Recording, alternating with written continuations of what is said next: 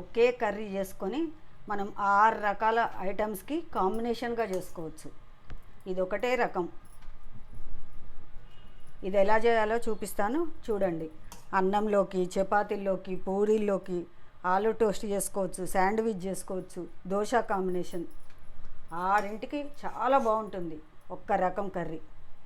మీరు చేసుకొని హ్యాపీగా ఎంజాయ్ చేయొచ్చు. ఇది ఎలా చేయాలో చూపిస్తాను చూడండి. మరి ముందుగా ఒక 4 స్పూన్లు నూనె వేసుకోవాలి. ఈ నూనె వేడెక్కనివ్వాలి.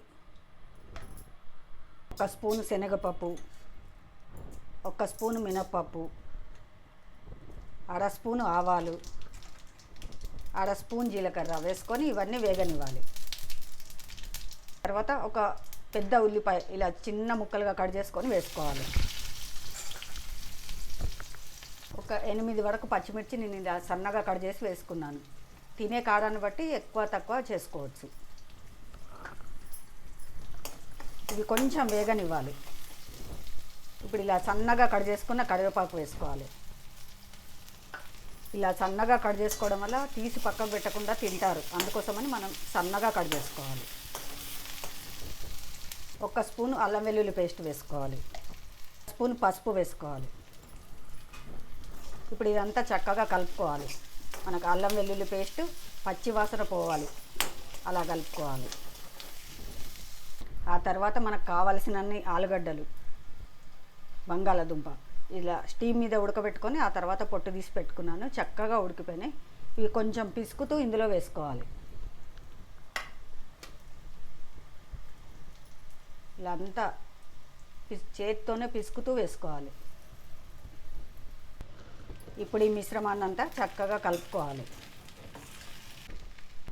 ఇలా అంతా కలుపుకొని ఒక 5 నిమిషాలు వేగనివ్వాలి. దీన్ని మీడియం సెగ మీద వేగనివ్వాలి. ఆ తర్వాత సరిపడినంత ఉప్పు వేసుకోవాలి. నేనైతే ఒక 3/4 స్పూన్ వేసుకున్నాను. మీరు తినేదాన్ని బట్టి వేసుకోండి. వేసుకొని ఇదంతా చక్కగా కలుపుకోవాలి.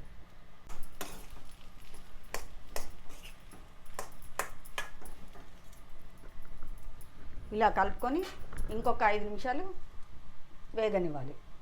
ఇప్పుడు ఇందులో సన్నగా తరిగిన కొత్తిమీర వేసేసుకోవాలి. అంతా ఒకసారి బాగా కలుపుకోవాలి.